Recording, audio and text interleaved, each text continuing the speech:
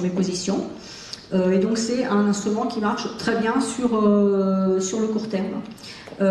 Donc je suis trader pour compte propre, ce qui veut dire que tout l'argent que je gagne, évidemment, il est pour moi. Celui que je perds, eh ben, c'est aussi mon argent que je perds. Donc ça veut dire que j'ai une gestion qui est très prudente. J'ai pas de salaire à la fin du mois pour compenser mes pertes.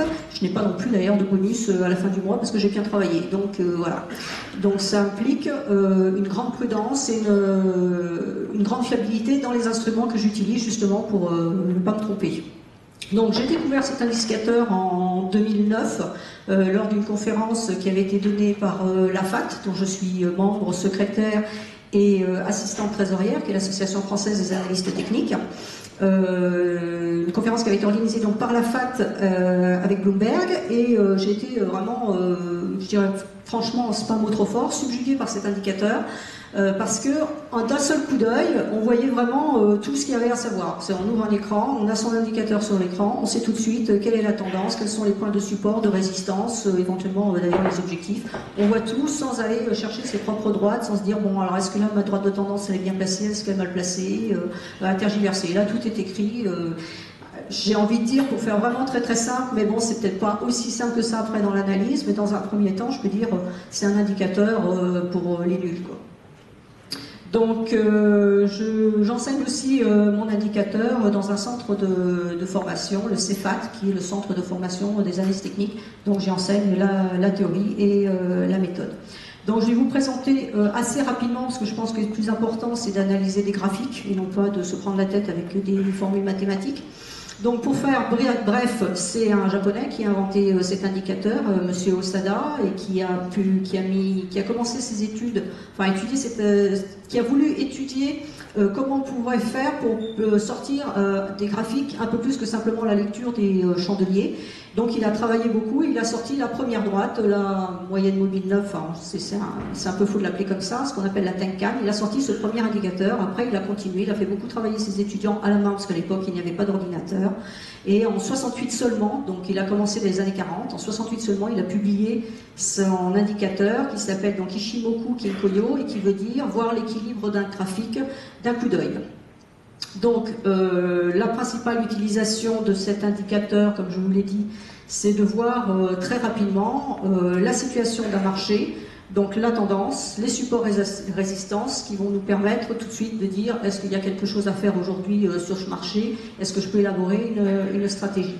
Cet indicateur, comme beaucoup d'indicateurs, les Macénier, RSI et compagnie, ou les moyennes mobiles, ça peut s'appliquer sur toutes les unités de temps et sur tous les supports.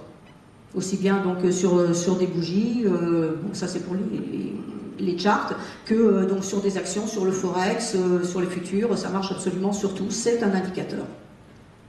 Donc voilà l'idée d'un Ishimoku. Donc vous avez au total 5 droites, 2 qui composent un nuage et 3 autres, dont je vous ai présenté brièvement tout à l'heure la lagging span, dont celle qui est en rose. Et vous avez les 2 autres. Donc quand on ouvre son graphique, on voit tout de suite, bon ben là, clairement, mon dollar australien, il n'est pas haussier, c'est une évidence. Il vient de traverser, enfin il était haussier, il vient de traverser un nuage et il s'apprête à le casser par le bas, donc il va passer baissier. La lagging span, donc la droite qui est... Est-ce que ça montre le reste? Oui, la droite, cette droite-là, il faut qu'elle valide la baisse en traversant le nuage. Il se peut très bien qu'elle arrive sur le nuage, qu'elle rebondisse, ce qui fera rebondir les cours sur le bas du nuage et les renverra par le haut. Donc là, pour le moment, je n'ai pas de validation. J'ai eu une première alerte quand les prix sont rentrés dans le nuage. J'ai une deuxième alerte, les prix tentent de sortir du nuage. Donc ça, c'était le daily d'hier. Je ne sais pas ce qui s'est passé aujourd'hui. Mais ma validation viendra de la lagging span. Donc ça c'est voilà, un graphique Ishimoku. Donc la construction rapidement, donc les paramètres de base que j'utilise sont les paramètres utilisés par l'auteur. Je ne m'embête pas à aller chercher autre chose, il a travaillé, il a fait sans doute du bon travail, ça marche. Donc c'est 9, 26, 52. Alors on trouve parfois 2, 22, 44, personnellement j'ai testé, je n'ai pas vu de grosse différence, si c'est pour gagner 3 ou 4 pips de plus, j'en vois pas l'utilité, et je préfère regarder ce que les autres regardent plutôt que d'essayer de faire dans l'exotique. Donc je vous l'ai dit, composé de 5 lignes, cet indicateur. Donc la première ligne, c'est la ligne orange. qui s'appelle la Tenkan-sen. Alors je vous explique brièvement le calcul. Les moyennes mobiles qu'on utilise nous classiquement sont calculées sur les cours de clôture. On prend 9 périodes, on prend les 9 cours de clôture et on fait une moyenne. Là, ce n'est pas comme ça que ça marche, c'est on prend le plus haut et le plus bas des 9 dernières périodes, qu'on divise par 2 et on la pointe. Et on prend les 9 périodes suivantes, on prend le plus haut et le plus bas, on prend la moitié. Donc à chaque fois, ce sont en anglais des midpoints, ce sont les points moyens, ce n'est pas la moyenne mobile classique. Donc cette droite-là, elle va permettre de mesurer, c'est elle qui va coller le plus près au prix, puisque c'est celle qui est la plus...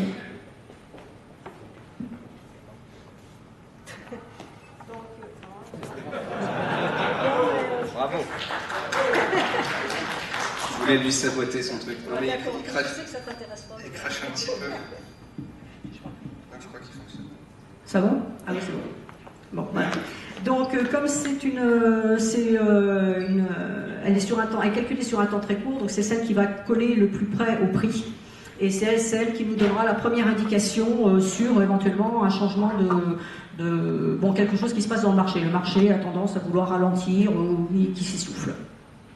Donc voilà la comparaison entre la Tenkan et une moyenne mobile classique. Donc en orange, vous avez la Tenkan et en bleu pointillé, vous avez une moyenne mobile classique. Donc vous voyez que c'est pas du tout. Si c'est la même chose en sens où ça colle tous les deux au prix, mais la différence c'est que sur la Tenkan, on va avoir des pentes plus fortes et on aura des petits paliers. Ça sera plus significatif sur la droite suivante. Mais là, par exemple, on a un grand palier, là on a un autre palier, là on a un autre palier. Donc les paliers vont être dus à quoi? Simplement parce qu'on prend le plus haut et le plus bas. Donc tant que les cours ne vont pas faire un nouveau plus haut ou ne pas faire un nouveau plus bas, le poids moyen va rester le même. Donc c'est pour ça qu'on va avoir des paliers. Donc là, ça c'est la deuxième droite. Cette droite, c'est pour moi une des 3 droites les plus importantes dans l'Ishimoku. Donc c'est la Kijun. Elle est calculée sur les 26 dernières périodes. Donc elle prend déjà un temps un peu plus long. Donc elle va indiquer une meilleure tendance sur le court terme. Autant la Tenkan peut être cassée assez facilement par les prix, dès qu'il y a une petite faiblesse ou un pullback par exemple, un simple petit retracement, une respiration du marché, autant la Kijun, elle, va servir vraiment de support et résistance de manière assez forte. Pour les prix dans une tendance, elle va aussi servir de rôle d'aimant, c'est-à-dire quand les prix vont avoir tendance à s'éloigner un peu trop du nuage et de cette droite, à un moment donné, ça va venir rechercher cette droite. Donc l'utilisation aussi assez courante, c'est le croisement des deux droites, comme dans les moyennes mobiles classiques. Et cette droite étant un support ou une résistance majeure, enfin très important, on l'utilisera pour placer ses stop-loss. C'est une première façon de placer ses stop-loss. Donc là, on voit la différence tout de suite avec la moyenne mobile classique 26.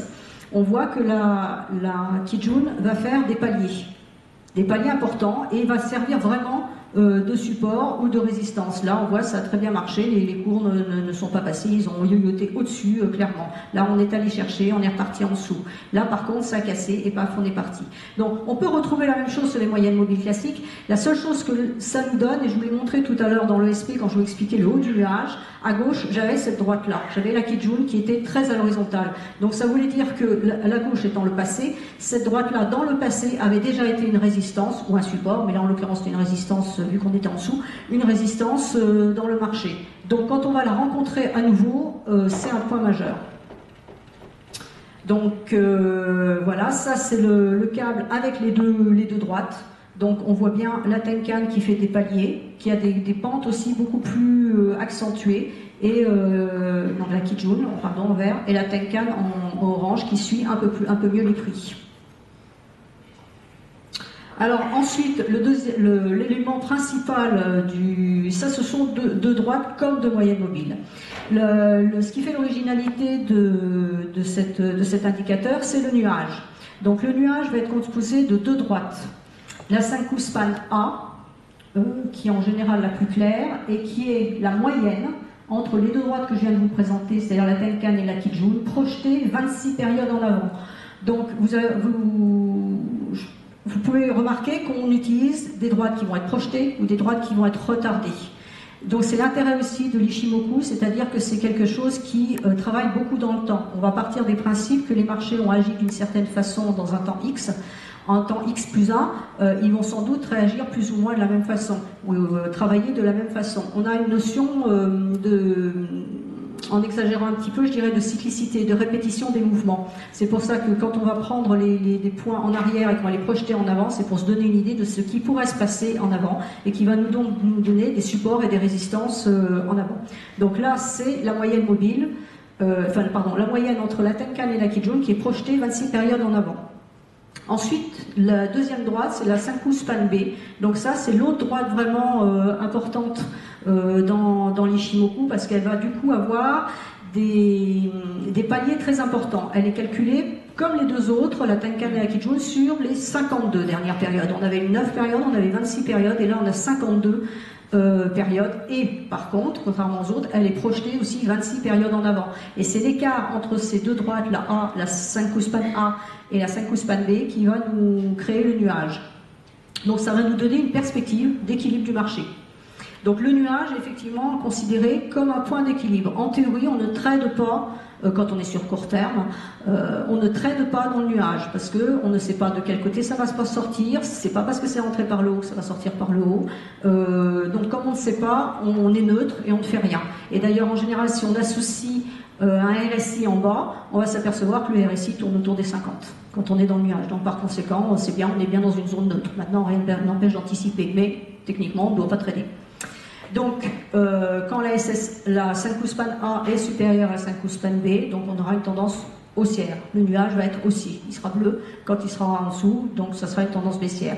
Donc là, je vous ai parlé du croisement de ces deux droites. On l'a vu tout à l'heure sur le câble, le fameux twist. Donc c'est quand il va y avoir une inversion de tendance, les moyennes vont effectivement changer, on va avoir la Senku Span B qui va passer au-dessus de la A si on était en tendance haussière, et à ce moment-là ça va définir une tendance baissière, ça va nous donner un nœud dans les nuages, et donc quand on verra ça dans le futur, sur le graphique à droite, on dira attention, à ce niveau-là, il y a une faiblesse. Donc je vous montrerai tout à l'heure sur l'argent, c'est ce qu'on voit, on arrive en dessous d'un point très très faible avec une faiblesse. Ça peut décoller, comme ça, il y a un passage, c'est possible.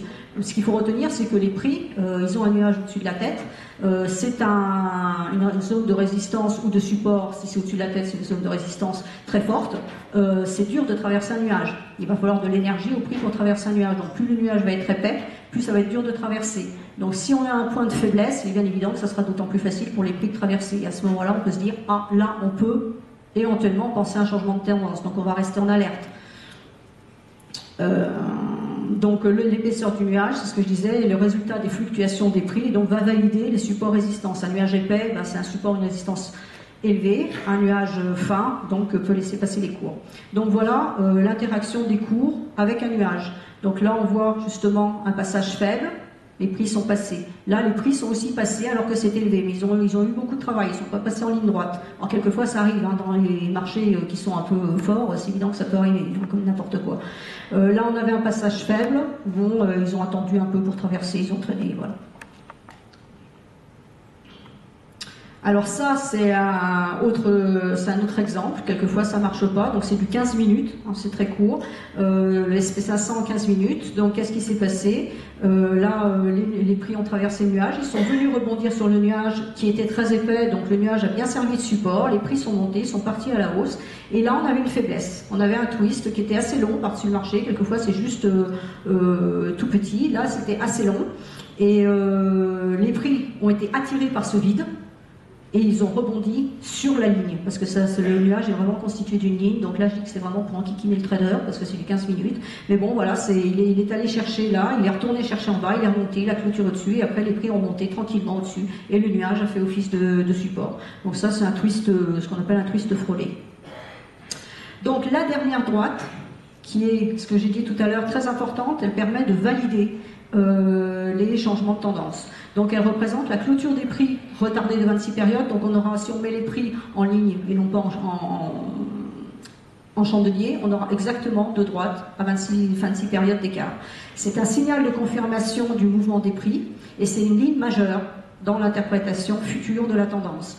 On va s'apercevoir qu'on peut voir les prix qui vont jouer par rapport au nuage mais que la lagging span aussi, elle va jouer avec le nuage, avec la Kijun, avec la Tenkan, etc. Donc à chaque fois qu'on regarde les prix par rapport au nuage, on dit ah super, il y a un nuage qui fait support. Il faut toujours avoir le réflexe de regarder à gauche et de vérifier que la lagging span nous donne bien l'information aussi qu'il peut y avoir éventuellement. De même, si on a un mouvement de prix assez fort, les prix vont chuter, vont casser à droite, la Tenkan, la Kijun, ils vont tout casser, mais la lagging span par exemple est coincée dans son nuage et elle va s'arrêter brutalement sur le bas du nuage. Les prix de l'autre côté vont s'arrêter. Je n'ai rien sur les prix qui peut me donner un point d'arrêt. La lagging span me donne le point d'arrêt. Donc elle est importante, elle me sert aussi quelquefois à mettre des stops. Parce que je sais qu'elle va rencontrer des prix à tel endroit, des prix donc du passé, de 26 périodes en arrière, elle va buter sur des prix. Et je sais qu'à cet endroit-là, ça va freiner. Donc, ça peut que ne freiner. Si les prix sont forts, si les bougies sont fortes, ça va vraiment la freiner et la renvoyer en arrière. Donc, je peux mettre un ordre de sortie, par exemple, à cet endroit-là. Ou par moment, je peux mettre aussi des ordres stops quand je vais dans l'autre sens. Donc, elle est très importante quand on élabore une stratégie. Donc, voilà la représentation. Donc, vous avez les chandeliers et la shiku, qui est le nom japonais. De la lagging span. Je préfère le terme anglais parce que ça dit bien ce que ça veut dire, lagging, ça veut dire en arrière. Donc c'est plus parlant, on sait comme de quoi on parle. Donc voilà, c'est exactement la même chose. Donc on voit bien l'interaction de la lagging span justement avec les prix. À chaque fois, il faut qu'elle traverse des prix, il faut qu'elle travaille un nuage, elle a exactement le même travail à faire que les prix. Donc voilà un Ishimoku complet. Donc la Tenkan, qui est la moyenne mobile, la moyenne 9, la Kijun en vert, qui est du 26. La lagging span, donc on voit là par exemple, ça c'est, je crois que c'est l'or, il me semble que c'est l'or. Donc voilà, on a un très bel exemple. D'abord là, de la lagging span aussi, qui peut passer dans un twist de nuage, c'est à prendre en compte, c'est pour ça que je vous dis, tout ce qui marche pour les prix, il faut aussi le regarder pour la lagging span. Donc quand la lagging span est passée ici, ça correspondait à ce mouvement-là. Donc là, je confirmais bien que j'étais en tendance haussière. Donc ce qui est intéressant sur ce graphique-là, c'est les deux interactions. La première interaction, c'est la lagging span qui interagit avec le nuage, sur le haut du nuage. Donc c'est la Senkou span B, c'est celle qui est la plus forte des deux. Elle est descendue dessous, elle est remontée, elle a buté. Donc là en fait elle a buté une deuxième fois, mais bon après le marché s'est emballé, donc c'est reparti. Donc le nuage a fait obstacle, après elle est allée chercher la Kijun, la verte, qui a vraiment fait obstacle et qui a renvoyé vers le bas. Dans le même temps, donc, les prix correspondants, on a eu quoi? On a eu des prix qui s'arrêtaient sur le bas du nuage, la lagging span s'arrêtait aussi, puisque les prix s'arrêtaient. Donc elle descendait un petit peu à chaque fois. Il faut bien voir que ça, quand on a une pointe ici, on n'a pas la pointe du chandelier, puisque ce sont les clôtures. Donc elle est remontée, les prix sont remontés, ont buté à nouveau, sont repartis fortement à la hausse. Et ils ne sont pas allés chercher la Kijun, ce qu'on aurait pu penser, puisqu'ils avaient cassé celle-là. En théorie, on dit, bon, ça a cassé celle-là, on va aller chercher la verte, voir le haut du nuage. Et là, pourquoi on ne pouvait pas aller chercher aussi haut? Parce qu'on avait la lagging span qui avait aussi la verte à rencontrer. Et ça a freiné. Donc dans une stratégie de trading, on va faire attention à ça. On va dire, oui, effectivement, je pourrais aller chercher celle-là. Donc ça casse ici, je rentre ici, je mets un ordre de sortie ici, un ordre stop sur le bas du nuage.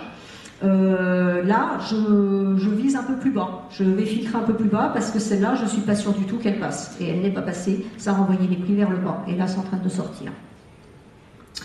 Donc, l'interprétation, j'en ai déjà pas mal parlé. Donc, c'est un outil qui permet de voir la tendance. Donc, c'est un outil qui marche très mal, voire pas du tout, en range. Parce qu'à ce moment-là, on va avoir des nuages à l'horizontale qui sont très fins et donc qui peuvent être croisés absolument n'importe quand. Donc sur le 5 minutes par exemple, je l'utilise aussi sur le 5 minutes, mais bon, comme souvent ce sont des accélérations, les prix sont souvent en range et effectivement ça ne sert strictement à rien, on croise d'un côté, de l'autre, les trois vont se retrouver ensemble et donc ça ne sert à rien. Donc c'est vraiment un outil de tendance. Et quand je regarde mon graphique, je dis la tendance est haussière, la tendance est baissière. Donc les prix sont au-dessus du nuage, la tendance est haussière et réciproquement. Une tendance va s'afficher comment? Par éventuellement une sortie de nuage, confirmée par la lagging span. Et comme je vous l'ai dit tout à l'heure, donc les prix à l'intérieur sont signes d'incertitude ou d'absence de tendance. Donc la première droite majeure, c'est donc la lagging span et son interaction avec le nuage, les prix et la Kijun. Donc normalement, surtout en très court terme, on ne prend aucune position si on n'a pas la validation de cette droite. Elle est vraiment, c'est celle qui nous donne le lent. La deuxième droite va être donc la Kijun, qui elle nous sert, la verte, donc qui elle nous sert pour les supports et résistances. Et pour éventuellement les objectifs, comme je vous l'ai dit tout à l'heure.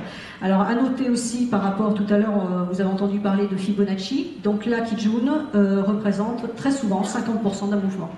Donc le Fibonacci, je l'utilise aussi sur mes graphes, hein, ça n'empêche pas de mettre cet indicateur, n'empêche pas de mettre autre chose, des droites de tendance, on peut mettre tout ce qu'on veut, même une moyenne mobile de 100 si on a envie. Donc un Fibonacci, quand on a eu des forts mouvements pour savoir tracer, ça je le fais aussi, sauf qu'à l'œil, je sais que la Kijun représente à 95%, voire même plus, 50% du mouvement. Donc je vais voir si les prix sont partis très haut. Ma Kijun s'installe à l'horizontale, ça veut dire que la tendance, ce mouvement aussi est terminé et qu'il y a de fortes chances pour qu'on vienne retracer vers ce niveau-là. Donc visuellement, on va savoir qu'un peu au-dessus, ça sera 38, un peu en dessous, ça sera 62. Ça n'empêche pas de le marquer. Donc la relation stratégique, ce qui est à prendre en compte, ce qui est important, c'est la relation stratégique qui va exister entre ces deux droites. La cassure de la Kijun par la lagging span est souvent le signe d'un mouvement fort derrière, puisque je vous ai expliqué que la Kijun était un signal de support résistance fort pour les prix, mais aussi pour la lagging span. Donc quand cette droite est cassée, et notamment par la lagging span, en général les prix décollent. Enfin décollent ou se cassent la figure si on est dans l'autre sens. Alors, de moindre importance, moi je l'utilise très peu, la Tenkan, qui est au plus près des prix, donc elle sert uniquement à dire attention, le mouvement faiblit, point. Si les cours cassent la Tenkan, on est en situation haussière, les cours cassent la Tenkan à la baisse. S'ils repartent dans l'autre sens, c'est bon, c'était juste un petit mouvement de vente, on ne panique pas. Si ça va chercher la Kijun, là on se méfie parce que ça peut être plus grave qu'un pullback. Et donc à ce moment-là, on va vérifier si ça casse ou non la Kijun. Si ça casse la Kijun, à ce moment-là, ok, on a changé de tendance. Toujours à confirmer par la lagging span de l'autre côté. Donc, quels sont les signes justement d'essoufflement d'une tendance haussière? Donc la lagging span qui va croiser à la baisse une Kijun. Les prix qui vont passer donc sous la Tenkan et aller chercher la Kijun.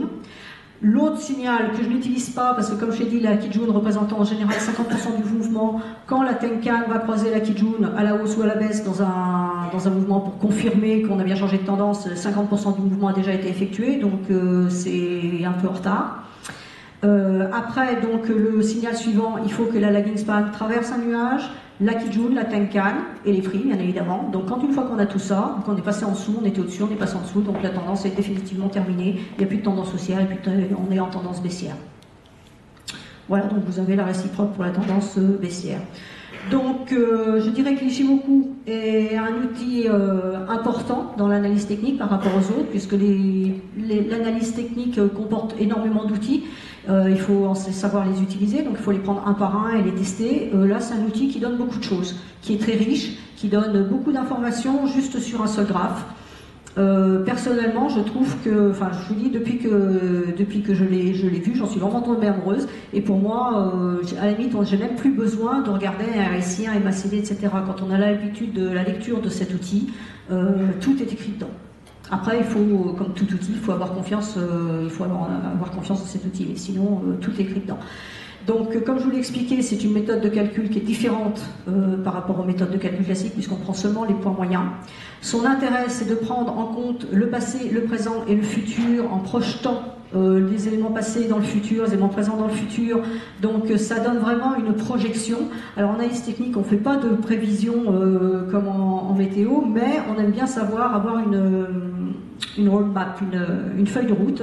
Donc ça permet de nous donner une feuille de route. Ça ne veut pas dire qu'un nuage ne va pas être traversé, ça ne veut pas dire qu'une Kijun ne va pas être traversée comme une moyenne mobile, comme une droite de tendance, n'importe quoi. C'est exactement les mêmes faiblesses que sur tous les autres outils, mais ça donne une idée de ce qui pourrait éventuellement se passer. Quand je vous dis on voit un twist plus loin, on dit ah tiens là il va y avoir une faiblesse. Peut-être que les marchés à ce moment-là, si j'avais une faiblesse sur le SP dans le nuage, je pourrais dire ah peut-être que là, comme on a une échelle de temps en dessous et que le nuage est projeté en avant, on peut dire peut-être qu'au mois de juillet, j'ai une petite faiblesse dans mon nuage, donc au mois de juillet, peut-être que le SP va retourner chercher le nuage et traverser, changer de tendance. Là pour le moment, effectivement, on n'a strictement rien, on n'a même pas de point de faiblesse, on n'a vraiment que dalle, donc c'est aussi, point, c'est tout. Donc, pour faire simple, je recommande à tout trader qui a envie d'un écran clair, qui ne veut pas 36 000 droites, voilà. Donc je vous ai mis en fin de présentation qui sera sans doute mis sur le site FXSM, je ne sais pas comment ça se passera, deux livres. Un livre, le premier qui est paru en anglais, celui de Nicole Elliott, donc c'est la base, qui est une introduction à l'Ishimoku. Le deuxième livre, celui de Nicole Elliott est une américaine, David Linton qui est un anglais, qui s'appelle Cloud Charts, de mon point de vue, mais vraiment c'est mon point de vue, c'est le meilleur livre parce que il parle absolument de tout et fait un rappel justement sur les notions de support résistance. On va dire que c'est le maître entre guillemets occidental de l'Ishimoku, donc il sait vraiment de quoi il parle.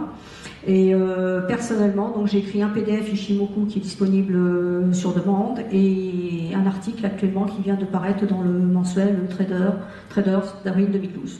Je vous ai mis aussi les contacts pour le centre de formation, l'association d'analystes techniques si vous êtes intéressés. Donc Nadia, on reprend les analyses. Merci beaucoup.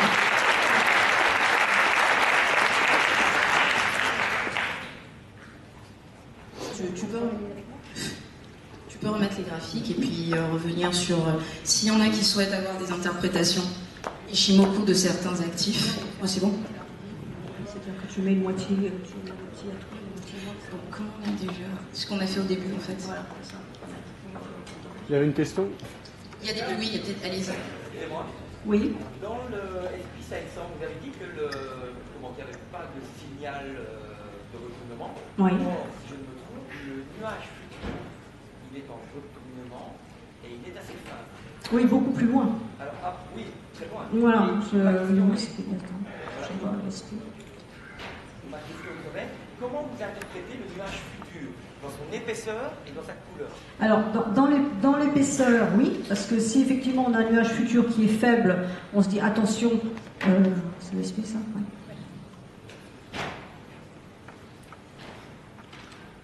Là, sur le SP,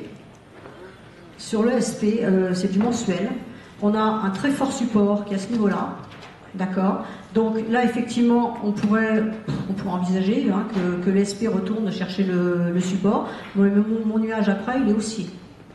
Donc là, ouais, j'ai vraiment envie de dire, mais bon, les marchés peuvent me donner tort, il n'y a pas de souci là-dessus. Les 1120 devraient tenir, 1120, 1123, on ne sait pas quelques points près, devraient tenir parce que le support est vraiment énorme.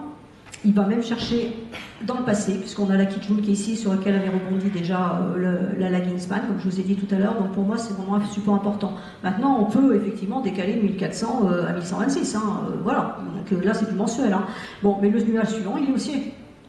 Donc même en mensuel, je n'ai pas de validation de hausse. Donc là, de baisse, pardon. Là, j'ai un point faible, mais franchement, je ne vais pas en tenir compte. C'est pas le support est trop fort.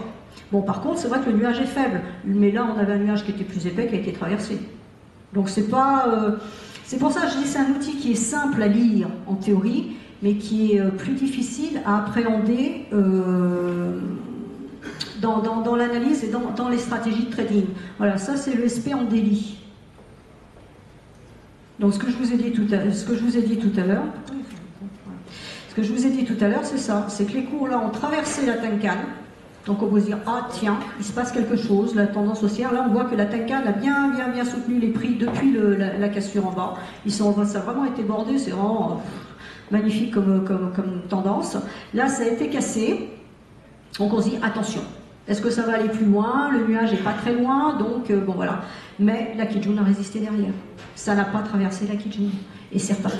Ça a retraversé, c'est reparti. Et là, on est où aujourd'hui? Aujourd'hui, on est là. Alors, vous voyez, par rapport à tout à l'heure, on était en dessous.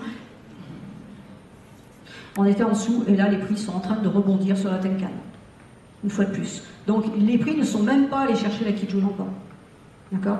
Donc, pour le moment, avec la meilleure volonté du monde, je ne vois même pas de correction sur l'SP. Je voudrais bien, mais je ne peux pas. Donc... là, en plus, on avait trois bougies rouges. Bon, si on regarde un peu plus près les bougies, bon, ça ne veut pas dire que de lundi, on n'ira pas chercher la verte. On est bien d'accord là-dessus. Mais là, aujourd'hui, en l'occurrence, j'ai aucune raison d'être baissière sur le SP. Et est-ce que vous mettez le stop sous le Kijun, c'est en daily? Ah ben après, ça dépend de son horizon de temps de trading.